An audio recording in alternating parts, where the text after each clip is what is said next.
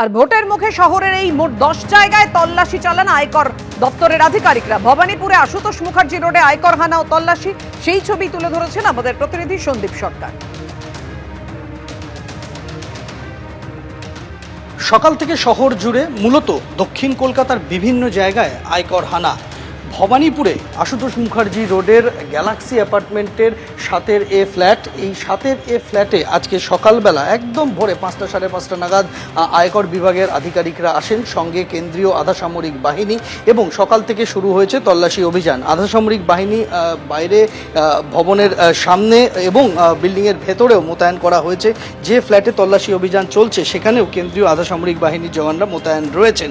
আজকে সকাল থেকে একযোগে আমরা দেখতে পেয়েছি দেবাশিস কুমার, তৃণমূল কংগ্রেসের নেতা এবং তৃণমূল কংগ্রেসের রাসবিহারী বিধানসভা কেন্দ্রের প্রার্থী, তার বাড়িতে, তার নির্বাচনী কার্যালয়ে, তার পার্টি অফিসে একাধিক জায়গায় তল্লাশি অভিযান শুরু করেছে আয়কর বিভাগ। তার পাশাপাশি তার ঘনিষ্ঠ বেশ কয়েকজন ব্যবসায়ীর বাড়িতেও তল্লাশি অভিযান চালানো হচ্ছে। এছাড়াও কুমার সাহা, তৃণমূল কংগ্রেসের আরেক নেতা দক্ষিণ কলকাতার, তার ডেরাতে তল্লাশি অভিযান শুরু হয়েছে।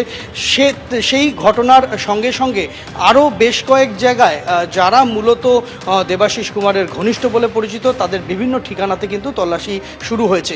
এখন এই ভবানীপুরের গ্যালাক্সি আবাসনের যে 8 তলার ফ্ল্যাটে যেখানে তল্লাশি চলছে, সেটাও তারই অংশ কিনা সেটা অবশ্যই পরে স্পষ্ট হবে। কিন্তু আমরা দেখতে পাচ্ছি যে সকাল থেকে একাধিক আয়কর বিভাগের অফিসার তারা এসে পৌঁছেছেন এবং সেই তল্লাশি অভিযান শুরু হয়েছে ভবানীপুরের এই ঠিকানায়। শ্যামল জানার সঙ্গে সন্দীপ সরকার, এবিপি আনন্দ, কলকাতা।